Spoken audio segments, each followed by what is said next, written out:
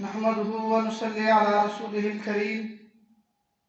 فأعوذ بالله من الشيطان الرجيم بسم الله الرحمن الرحيم لقد كان لكم في رسول الله أسوة حسنة وقال تعالى قالوا سبحانك لا علم لنا إلا ما علمتنا إنك أنت العليم الحكيم وقال تعالى رب اشرح لي صدري ويسر لي أمري واحلل عقدة من لساني يفقهوا قولي۔ اللہ جل جلالہ کا ہم سب پہ بڑا احسان ہوا، فضل کرم ہوا۔ اللہ پاک نے ہم سب کو جناب رسول اللہ حضرت محمد صلی اللہ علیہ وسلم کا امتی بنایا۔ اللہ جل جلالہ نے جتنی بھی نعمتیں ہم سب کو عطا فرمائی ہیں، ان سب میں بڑی اور اونچی اور اعلیٰ نعمت، اعلیٰ اللہ کا فضل یہ ہے کہ اللہ پاک نے ہم سب کو حضور نبی کریم علیہ السلام کی امت کے اندر پیدا فرمایا ہے، اور اس سے بڑا فضل، اس سے بڑا اللہ کا کرم اور اس سے بڑی اللہ کی کوئی نعمت ہم سب پہ نہیں ہے۔ اور زندگی گزارنے کے لیے اللہ جل جلالہ نے آقا نامدار حضرت محمد صلی اللہ علیہ وسلم کی ذات ببرکات کو بہترین نمونہ قرار دیا پوری انسانیت کے لیے۔ اور اللہ جل جلالہ نے فرمایا کہ اگر کوئی بندہ چاہتا ہے کہ میرا کوئی زندگی گزارنے کے لیے آئیڈیل ہو، تو فرمایا کہ وہ حضرت محمد علیہ السلام کی ذات ہے۔ حضور نبی کریم صلی اللہ علیہ وسلم کی ذات میں فرمایا کہ تمہارے لیے زندگی گزارنے کا بہترین نمونہ ہے۔ تو حضور نبی کریم علیہ السلام کی زندگی، آقا نامدار علیہ السلام کی سیرت، یہ وہ واحد چیز ہے جو انسان کو دنیا جہان کی کامیابیاں، دنیا جہان کی عزت، دنیا جہان کا راحت و سکون عطا کرتی ہے۔ اور صحابہ کرام رضوان اللہ علیہ اجمعین کی بھی کامیابی کا بڑا راز یہی تھا کہ انہوں نے حضور نبی کریم علیہ السلام کی سیرت کو اپنی زندگی کے اندر جگہ جگہ اجاگر کیا ہوا تھا۔ اس لیے حضرات صحابہ کرام رضوان اللہ علیہ اجمعین جہاں کہیں بھی جاتے تھے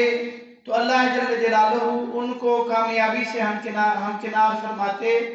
اور اللہ جل جلالہ ان کو کامیاب فرما دیتے تھے۔ اس کی بڑی وجہ یہ تھی کہ انہوں نے حضور نبی کریم علیہ السلام کی سیرت کو اپنی زندگی کے اندر اجاگر رکھا ہوا تھا۔ آج بھی اور قیامت تک کے لیے جو شخص حضور صلی اللہ علیہ وسلم کی سیرت پہ اپنی زندگی گزارے گا، اللہ جل جلالہ اس کو دونوں جہانوں کی کامیابیاں عطا فرما دیں گے۔ تو نبی پاک صلی اللہ علیہ وسلم کو جب اللہ جل جلالہ نے حکم عطا فرما دیا کہ اے نبی جی اٹھیں اور لوگوں کو ڈرائیں عذاب سے اور اللہ کی بڑائی بیان کریں، تو حضور نبی کریم علیہ السلام نے دین کی دعوت جو تھی وہ شروع فرما دی، اور اس کو پھر اپنے گھر سے شروع کیا۔ حضرت خدیجہ اسلام لائی، حضرت علی اسلام لائے، حضرت زید اسلام لائے، حضرت ابوبکر صدیق رضی اللہ عنہ اسلام لے آئے۔ تو حضور علیہ السلام نے جتنے بھی لوگ تھے جس پر بھی اسلام پیش کیا، سب نے کچھ نہ کچھ تردد کیا، کوئی سوالات حضور پاک صلی اللہ علیہ وسلم سے کیے، لیکن حضرت ابوبکر صدیق وہ شخصیت ہے کہ آقا نامدار فرماتے ہیں کہ جیسے ہی ان کو اسلام کی دعوت ملی، میں نے ان کو اسلام کی دعوت دی تو فرمایا فوراً قبول کر لیا۔ اس میں ذرا برابر کوئی سوال یا ذرا برابر تردد کا اظہار حضرت صدیق اکبر رضی اللہ عنہ نے نہیں فرمایا۔ اور اسی طرح پھر جو ہے صحابہ کرام کے پاس حضرت ابوبکر صدیق چونکہ مکے میں ایک ان کا نام تھا، شہرت بھی تھی اور تعلقات بھی تھے، تو حضرت ابوبکر صدیق رضی اللہ عنہ نے پھر جو ہے حضرت ابوبکر صدیق رضی اللہ عنہ کی دعوت پر پھر بڑے بڑے صحابہ جیسے عثمان بن عفان، زبیر بن عوام، عبد الرحمن بن عوف، طلحہ بن عبید اللہ اور سعد بن ابی وقاص، یہ قریش میں بڑے بڑے لوگ سمجھے جاتے تھے، آیان قریش تھے یہ لوگ بھی حضرت ابوبکر صدیق رضی اللہ عنہ کے دعوت پر جو ہے اسلام میں داخل ہوئے، اور حضرت صدیق اکبر رضی اللہ عنہ ان کو لے کر حضور کریم علیہ السلام کے پاس حاضر ہوئے، اور نبی پاک صلی اللہ علیہ وسلم کے ہاتھ پہ ان حضرات نے اسلام کی بیعت کی اور اسلام کے اندر داخل ہو گئے، اور حضور پاک صلی اللہ علیہ وسلم کے ساتھ پھر ان حضرات نے نماز پڑھی، اور اس کے بعد جو ہے اور حضرات اسلام میں داخل ہوتے رہے۔ ان میں سے یہ حضرات جو ہے ابو عبیدہ بن جراح، عامر بن الجراح، ارقم بن ابی الارقم، مظعون بن حبیب، اور ان کے جو تینوں بیٹے عثمان بن مظعون، قدامہ بن مظعون، عبداللہ بن مظعون، عبید اللہ بن حارث، سعید بن زید بن عمر نفیل، اور ان کی بیوی فاطمہ بنت خطاب جو حضرت عمر بن خطاب رضی اللہ عنہ کی بیوی تھی، یہ حضرات بھی اسلام میں داخل ہوئے، اور اسماء بنت ابی بکر، خباب بن الارت، عمیر ابن ابی وقاص، اور یہ سعد بن ابی وقاص کے بھائی تھے، اور اسی طرح عبداللہ بن مسعود یہ بھی جو ہے اسلام کے اندر پھر داخل ہو گئے۔ اور حضرت عبداللہ بن مسعود رضی اللہ عنہ فرماتے ہیں کہ میں مکہ کے اندر جو ہے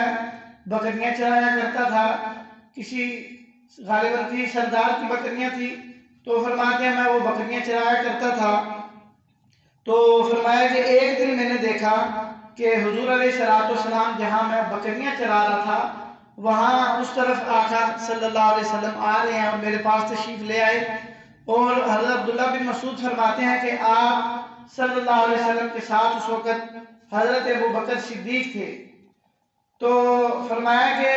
نبی پاک صلی اللہ علیہ وسلم نے ان سے پوچھا، عبداللہ بن مسعود فرماتے ہیں کہ آقا علیہ السلام نے فرمایا کہ دودھ ہے تو ہمیں جو ہے دودھ پینے کے لیے دے دو، تو عبداللہ بن مسعود فرماتے ہیں کہ میں نے کہا کہ دودھ تو نہیں ہے اور میں جو ہے امین ہوں، یعنی میں خیانت اپنے سردار کی بکریوں میں نہیں کر سکتا، تو لہٰذا حضور علیہ السلام نے پھر فرمایا اچھا کوئی ایسی بکری لے آؤ کہ جس کے تھنوں میں دودھ نہ ہو، تو عبداللہ بن مسعود فرماتے ہیں کہ میں پھر ایک بکری حضور صلی اللہ علیہ وسلم کے سامنے لے گیا، تو فرمایا آقا صلی اللہ علیہ وسلم نے اس بکری کے تھنوں پہ ہاتھ پھیرا، فرمایا ہاتھ پھیرنے کی دیر تھی کہ بکری کے تھنوں میں دودھ بھر گیا، پھر نبی پاک صلی اللہ علیہ وسلم نے وہ دودھ نکالا، فرمایا حضرت ابوبکر صدیق کو دیا، انہوں نے پیا، وہ خوب سیر ہو گئے، پھر فرمایا مجھے بھی دیا، اور فرمایا کہ میں بھی خوب سیر ہو گیا، تو فرمایا کہ یہ جو میں قصہ دیکھ کر حضور صلی اللہ علیہ وسلم کا یہ معجزہ دیکھ کر میں جو ہے مسلمان ہو گیا، حضور صلی اللہ علیہ وسلم کے دست مبارک پہ میں اسلام کی بیعت کر لی میں نے اور میں اسلام لے آیا، اور پھر فرمایا کہ میں نے عرض کی کہ یا رسول اللہ علمنی یا رسول اللہ، کہ اے رسول اللہ صلی اللہ علیہ وسلم مجھے آپ تعلیم دیں، آپ مجھے سکھائیں، تو فرماتے ہیں کہ اللہ کے حبیب علیہ السلام نے فرمایا کہ بارک اللہ فیک فإنک غلام معلم، کہ اللہ جو ہے عبداللہ بن مسعود اللہ تجھے برکت عطا فرمائے، اللہ تمہیں برکتیں دے، تم جو ہے ایک سیکھے ہوئے نوجوان ہو، یعنی اللہ نے تمہیں علم عطا کیا ہوا ہے، تو حضور علیہ السلام نے فرمایا کہ یہ بات ارشاد فرمائی، تو یہ عبداللہ بن مسعود بھی پھر جو ہے مسلمان ہو گئے، اور اسی طرح اور صحابہ ہیں، عیاش بن ابی ربیعہ، ان کی بیوی اسماء بنت سلامہ، خنیس بن حذیفہ، عامر بن ربیعہ، عبداللہ بن جحش، ان کے بھائی ابو احمد بن جحش، جعفر بن ابی طالب، پھر ان کی بیوی اسماء بنت عمیس، حاتب ابن الحارث، ان کی بیوی فاطمہ بنت مجلل، اس کے بھائی خطاب بن حارث، ان کی بیوی فقیہ بنت یسار، معمر بن یسار، صاحب ابن عثمان بن مدعون، मुत्तलिब बिन अजहर, इनकी बीवी रमला बिनते अबी औफ, नईम बिन अब्दुल्ला अन-निहाम, ये सहाबा जो है मुसलमान हुए। और नईम बिन अब्दुल्ला अन-निहाम ये वो सहाबी हैं, फरमाया ये निहाम जो है, निहाम ये नहम से मुश्तक है और इसका मतलब ये होता है कि आवाज़, इसका नहम का मतलब होता है आवाज़। तो हुजूर अलैहिस्सलाम ने इनके बारे में फरमाया, ये नईम बिन अब्दुल्ला अन-निहाम जो थे, फरमाया लक़द समिअतु नहमतन फिल जन्ना, कि मैंने इस अब्दुल्ला बिन नईम बिन अब्दुल्ला की आवाज़, फरमाया मैंने जन्नत के अंदर सुनी है। अन-निहाम, नईम बिन अब्दुल्ला अन-निहाम ये वो सहाबी है कि हुजूर ने फरमाया कि मैंने इनकी आवाज़ को जन्नत में सुना है। उसके अलावा आमिर बिन फुहैरा ये भी बड़े जलील क़द्र सहाबी हैं और ये वो सहाबी हैं, फरमाया कि जिनको बीर मूना के अंदर जो है शहीद हो गए और इनको तीर लगा, तो फरमाया कि फरिश्ते जो है इनकी लाश को आसमान की तरफ ले गए, आमिर बिन फुहैरा। तो ये हजरात भी मुसलमान हो गए। और अबू बकर रज़ियल्लाहु अन्हु के आज़ाद करदा गुलाम खालिद बिन सईद बिन अल-आस और इनकी बीवी उमैना बिनते खलफ, खातिब बिन आमर, अबू हुज़ैफा बिन उतबा, वाक़िद बिन अब्दुल्ला, बुकैर बिन अब्द यालील के चारों बेटे खालिद, आमिर, आकिल, अयास, अम्मार बिन यासिर, सुहैब बिन सिनान, अब्दुल्ला बिन जदआन के आज़ाद करदा गुलाम, ये वो हजरात हैं कि अस्साबिकून अल-अव्वलून, कि जिनकी ये बुनियाद बने हैं इस्लाम की। और हुजूर अलैहिस्सलाम की शुरू की दावत के ऊपर इन सब हजरात ने लब्बैक कहा और इस्लाम की ये लोग फिर बुनियाद बने और इस्लाम की इमारत इन्हीं हजरात के ऊपर फिर आप समझें कि वो कायम हुई है। और ये हजरात मुसलमान हो गए और ये जो हुजूर सल्लल्लाहु अलैहि वसल्लम दावत का अमल जारी हुजूर सल्लल्लाहु अलैहि वसल्लम ने फरमाया हुआ था, ये इनफरादी और बिल्कुल अभी खुलेआम नहीं था, क्योंकि हालात ऐसे सख्त थे, हर बंदा मुखालफत पे था, हर बंदा जो है वो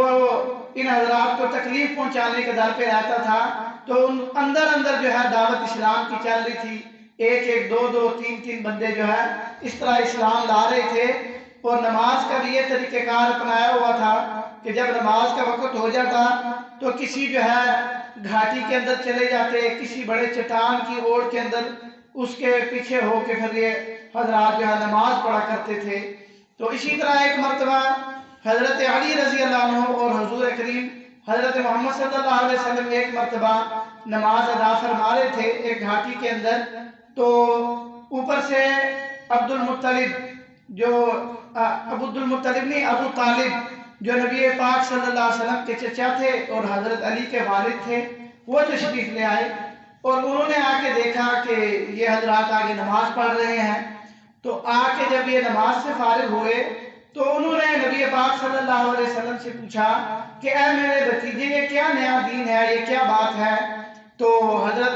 मोहम्मद सल्लल्लाहु अलैहि वसल्लम ने फरमाया कि ऐ मेरे चचा, अल्लाह जल्ल जलालुहु ने मुझे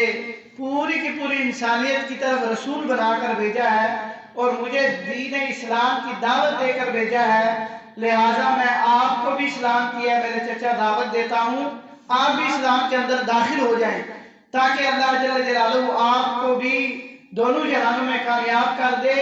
और अल्लाह पाक आपको जहन्नुम की आग से बचा ले। तो उन्होंने जब हुजूर सल्लल्लाहु अलैहि वसल्लम की दावत सुनी तो कहने लगे कि ऐ मेरे बेटा, ऐ मेरे भतीजे, मैं अपने जो है आबाओ अजदाद का जो दीन है मैं उसको नहीं छोड़ सकता। हाँ, इतनी बात है कि मैं तुम्हें नुकसान नहीं पहुंचाने दूंगा किसी को, मैं तुम्हारा दिफा करूंगा। बहरहाल मैं जो है मुसलमान नहीं हो सकता क्योंकि मैं अपने आबाओ अजदाद का जो दीन है उसको नहीं छोड़ सकता। तो खैर उन्होंने कलमा नहीं पढ़ा और जो है हुजूर सल्लल्लाहु अलैहि वसल्लम की जो दावत इस्लाम थी उसको कबूल नहीं किया, लेकिन नबी पाक सल्लल्लाहु अलैहि वसल्लम का दिफा करते रहे। हुजूर सल्लल्लाहु अलैहि वसल्लम को मसाइब तकलीफों से बचाने की अपनी तरफ से पूरी कोशिश करते रहे आखिर दम तक। इसी तरह फिर जो है इसके बाद जो है इस्लाम के अंदर जो है जाफर बिन अबी तालिब, ये हजरत अली रजी अल्लाह अन्हु के भाई हैं और ये हजरत अली रजी अल्लाह अन्हु से 10 साल बड़े थे। ये जो है एक मरतबा ابو طالب کے ساتھ ہی جا رہے تھے، تو انہوں نے جو ہے ابو طالب نے جو ہے کہا کہ آپ جو ہے گزر رہے تھے تو دیکھا اسی طرح حضرت محمد صلی اللہ علیہ وسلم اور حضرت علی اسی طرح آپ کے دائیں طرف کھڑے ہیں اور حضور صلی اللہ علیہ وسلم ان کو نماز پڑھا رہے ہیں۔ تو ابو طالب نے اپنے بیٹے جعفر بن ابی طالب تھے، ان کو کہا کہ اے میرے بیٹے تو جا اپنے بھائی یعنی حضرت محمد صلی اللہ علیہ وسلم کا قوت بازو بن جا، اور جیسے تمہارا بھائی علی ان کے ساتھ کھڑا نماز پڑھ رہا ہے تم بھی بائیں طرف جا کے نماز پڑھو اور محمد صلی اللہ علیہ وسلم کے جو ہے قوت بازو بنو اور ان کے جو ہے دین کے اندر داخل ہو جاؤ۔ یہ ابو طالب نے خود ان کو کہا۔ تو پھر حضرت جعفر رضی اللہ عنہ گئے اور ان کے ساتھ جو ہے نماز کے اندر شریک ہوئے، اور پھر اس کے بعد جو ہے نبی پاک علیہ السلام کے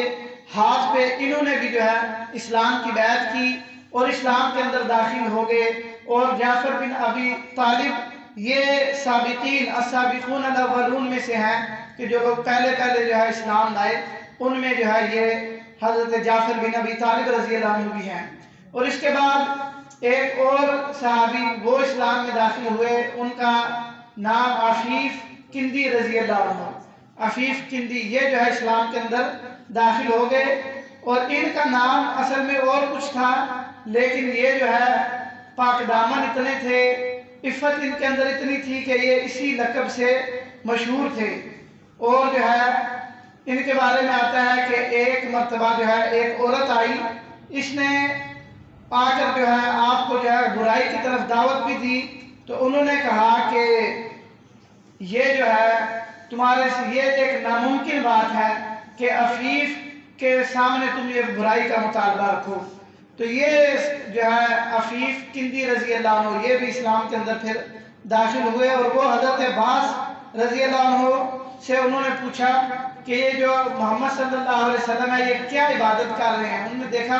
کہ پہلے حضور صلی اللہ علیہ وسلم آئے، وضو کیا، نماز میں کھڑے ہو گئے، پھر ایک بچہ آیا حضرت علی آئے وہ نماز میں کھڑے ہو گئے، پھر ایک عورت حضرت خدیجہ آئی وہ نماز میں کھڑی ہوگی۔ تو یہ اس منظر کو دیکھ رہے تھے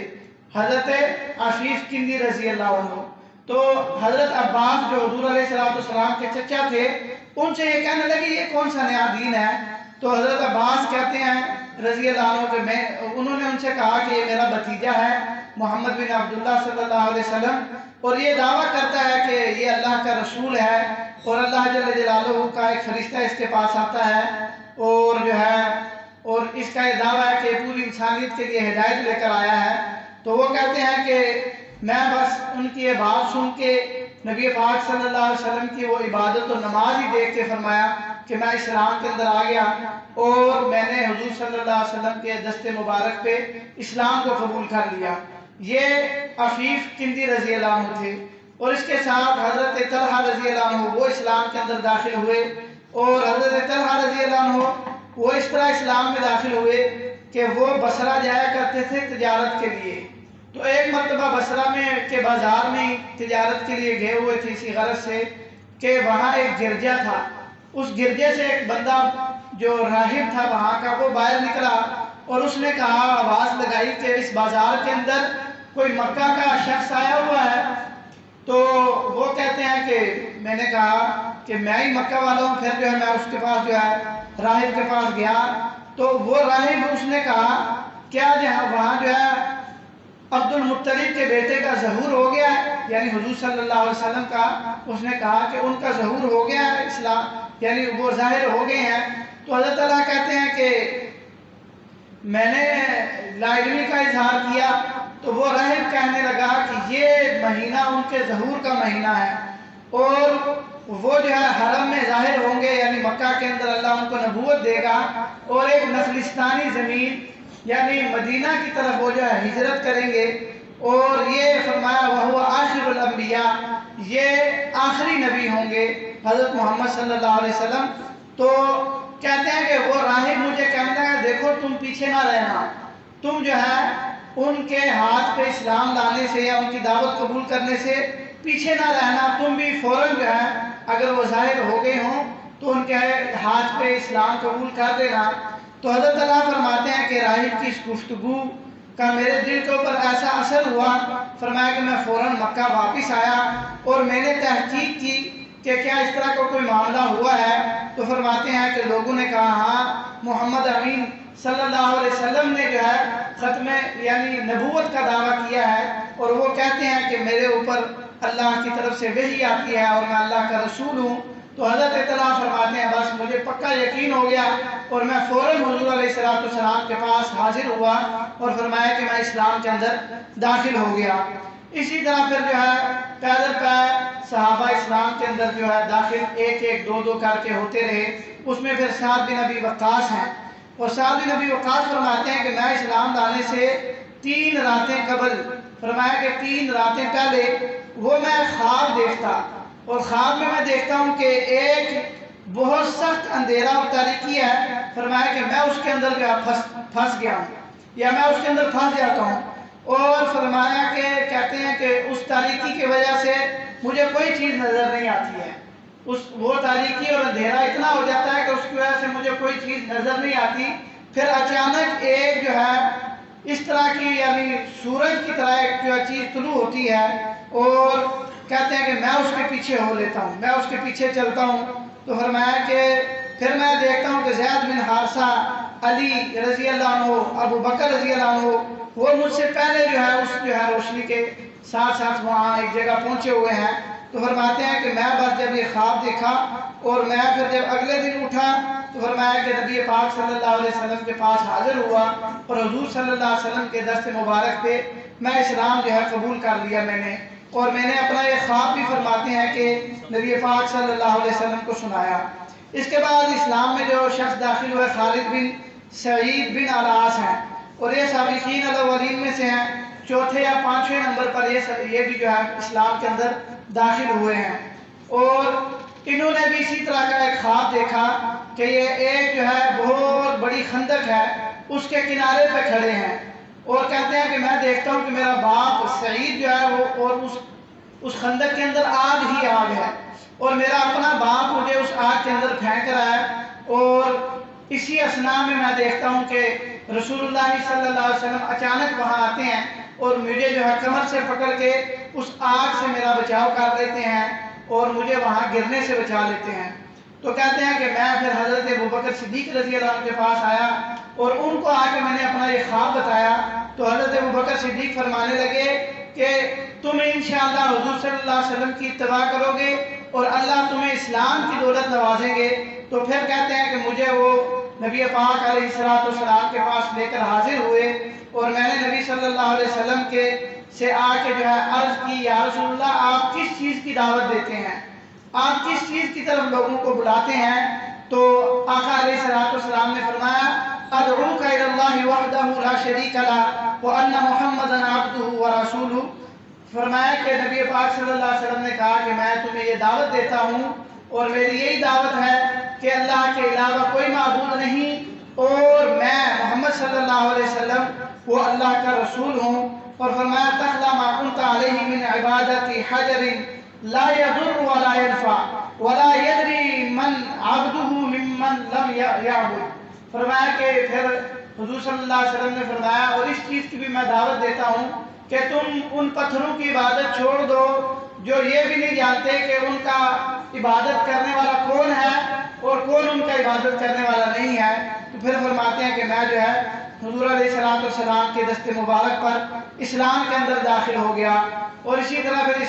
حضرت عثمان بن عفان رضی اللہ عنہ اسلام کے اندر داخل ہوئے، اور ان کا بھی اسی طرح کا واقعہ کہ ان کی خالہ تھی وہ کہانت کیا کرتی تھی، انہوں نے جو ہے ان کو ایک پیشن گوئی کی اور بتایا کہ اے عثمان تم بہت نیک بندے ہو اور تمہیں جو ہے ایک نیک خاتون کے ساتھ تمہاری جو ہے نکاح ہوگا، اور فرمایا کہ جو ہے تم ایک جو ہے نبی جو حضرت محمد صلی اللہ علیہ وسلم ہے ان کی جو ہے رسالت اور ان کی جو ہے نبوت کا اقرار کرو گے اور ان کے تم پیروکار بنو گے۔ تو اس طرح کی ان کی خالہ نے جو ہے وہ ان کو پیشن گوئی کی حضرت عثمان بن عفان کو۔ تو حضرت عثمان بن عفان جو ہے وہ جو ہے حضرت ابوبکر صدیق رضی اللہ عنہ کے پاس آئے، حضرت ابوبکر صدیق رضی اللہ عنہ نے بھی ان کو جو ہے اسلام کی دعوت دے رہے تھے کہ اسی اسنا میں حضور علیہ السلام وہاں تشریف لے آئے. نبی پاک صلی اللہ علیہ وسلم نے پھر آ کر حضرت عثمان رضی اللہ عنہ کو قرآن سنایا، جس پر حضرت عثمان بن عفان رضی اللہ عنہ بھی اسلام کے اندر جو ہے داخل ہو گئے. اور یہ پھر جو ہے سلسلہ جو ہے شروع ہو گیا صحابہ اکرام رضوان اللہ علیہ اجمعین کا اور لوگوں کا حضور صلی اللہ علیہ وسلم کی اس دعوت کو لبیک کہنے کا اور اسلام کے اندر داخل ہونے کا. اور صحابہ جو ہے پیدل پھر اسلام میں آتے گئے. اس میں جو ہے حضرت عمار، حضرت صہیب رضی اللہ عنہ یہ دونوں اکٹھے ہو کر حضرت محمد صلی اللہ علیہ وسلم کے پاس آئے اور اسلام میں داخل ہوئے دار ارقم میں. اور اسی طرح عمر بن ابسہ رضی اللہ عنہ یہ بھی بڑے جلیل القدر صحابی ہیں، یہ بھی شروع السابقون الاولون میں سے ہیں. یہ بھی پھر اسلام کے اندر داخل ہوئے. اور پہلے ان کو جو ہے شروع سے ہی جو ہے بت پرستی سے بھی نفرت تھی اور بتوں سے بیزار تھے، تو اللہ نے ان پہ بھی کرم کیا، یہ بھی اسلام کے اندر داخل ہو گئے. پھر اسی طرح جو ہے ابو ذر رضی اللہ عنہ ہیں، وہ بھی السابقون الاولون میں سے ہیں، وہ بھی اسلام کے اندر داخل ہوئے. پہلے انہوں نے اپنے بھائی کو بھیجا کہ تحقیق کرے کہ جو بندہ نبوت کا دعویٰ کرتا ہے وہ کس طرح ہے. ان کے بھائی حالانکہ شاعر تھے، علم والے تھے، وہ آئے، انہوں نے آ کے بتایا کہ وہ جو لوگ اس کے بارے میں یعنی محمد صلی اللہ علیہ وسلم کے بارے میں باتیں کرتے ہیں کہ جادوگر ہے یا وہ